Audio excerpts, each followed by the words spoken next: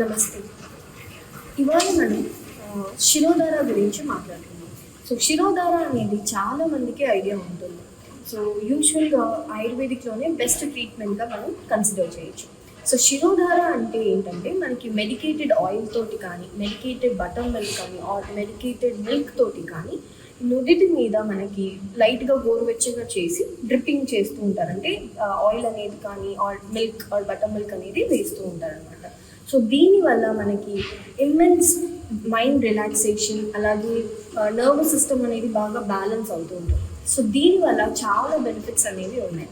So అందులో ముఖ్యమైనవి sleeplessness, అంటే ఇన్సోమ్నియా అవ్వచ్చు, స్లీప్ యాప్నియా అవ్వచ్చు, అలాగే ఎక్కువ స్ట్రెస్, యాంగ్జైటీ, టెన్షన్, వీటన్నిటి నుంచి కూడా మనం రిలాక్సేషన్ అనేది వస్తుంది. అంతేకాకుండా ఎప్పటి నుంచో ఎన్నో మంత్స్ నుంచి ఆర్ ఇయర్స్ నుంచి సఫర్ అవుతున్న హెడ్ఏక్స్, సివియర్ హెడ్ఏక్స్ అవ్వచ్చు, మైగ్రేన్ అవ్వచ్చు, వీటి నుంచి కూడా మనకి ఎలాంటి సైడ్ ఎఫెక్ట్స్ లేకుండా ఓన్లీ ఎక్స్టర్నల్ ట్రీట్మెంట్ అంటే శిరోధార వల్ల కూడా మనకి రిలాక్సేషన్ అనేది దొరుకుతుంది.